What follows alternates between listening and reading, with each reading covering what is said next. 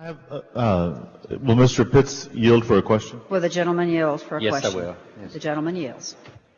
Mr. Pitts, as I understand it, the governor currently takes the position that he only wants to use the rainy day fund for state emergencies. Is that correct? I haven't heard. I'm not advised. Well, tell me, is it constitutionally or statutorily required that the rainy day fund can only be used for? No. It's the Economic Stabilization Act. All right. So, can you tell me what we paid for in the past from the rainy day fund? I have a list of those, but we have taken. In 1993, for example, can you tell me what we paid for from the rainy day fund?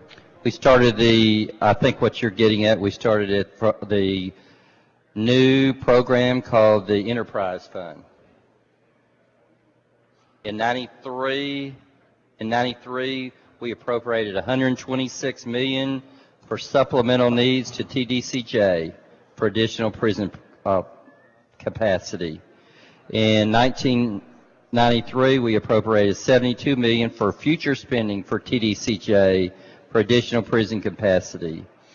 And in 1993, the comptroller's estimated ending balance for 1994-95 of the rainy day fund was 197.8. So in 95, what did we pay for from the rainy day fund?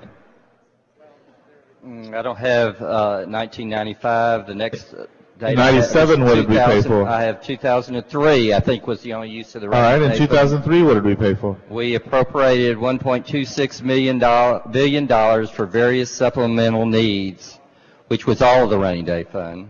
Or most of it. All right, so in 2003, we used the majority of the rainy day fund. And what did we use it for? $516 million went to TRS for retiree health insurance. Okay. $433.1 million went for HHSC for Medicaid and CHIP. $295 million was the establishment of the Governor's Texas Enterprise Fund. We spent $6.9 million for the Department of Health for Medicaid and medical transportation. We spent $6.4 million to the Department of Human Services for disaster assistance payments. We spent $3 million to the comptroller to pay a judgment. And we spent $44,000 to the State Commission on Judicial Conduct to conduct misconduct proceedings. So everything from hearings for Judicial Conduct Commission to medical transportation to CHIP, the truth is that spending from the rainy day fund has run the gamut, has it not? That is correct.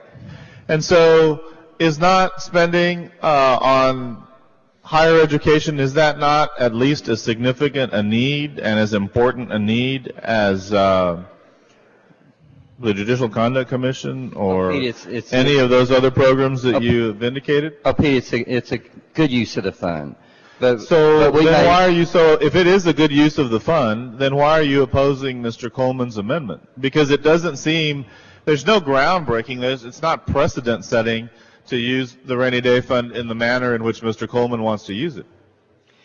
In those years, we made those cuts to get to only requiring $1.26 billion.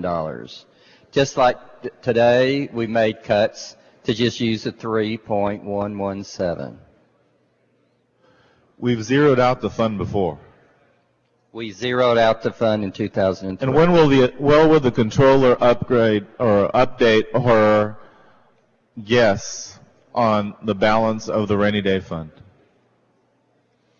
I believe it is around $6 billion. All right. Is that the most recent number, or will we get another number in the near future? I think that's what the estimate was. At the end of the next biennium, we'd have over $9 billion. You'll have over $9 billion, and Mr. Coleman is suggesting that we use an additional how much? Less the $9 billion, less the 3.117 that we're using, hopefully in this bill, 275. I said million. I meant billion, right? So we're in the billions of dollars. $1 billion. All right. So Mr. Coleman is suggesting that we use an additional how much? 500 plus. 500 million? 500 million. He wants to use an additional $500 million out of $9 billion. Mr. Pitts, since you're the math whiz, what percentage of the rainy day fund is Mr. Coleman trying to use here?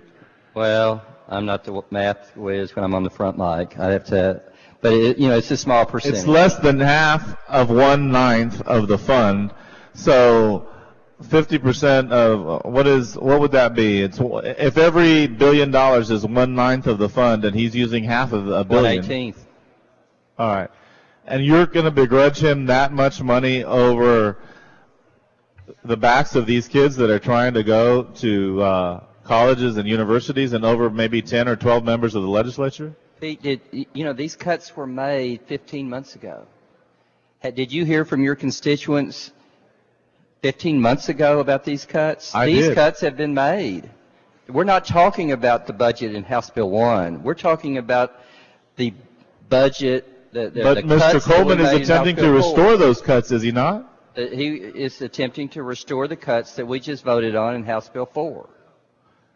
And we're going to see a lot of amendments like that. And so, again, you're going to begrudge him 1/9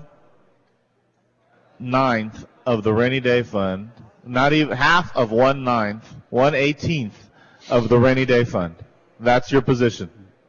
I am opposing this amendment. 1/18 of the rainy day fund. I'm opposing this amendment.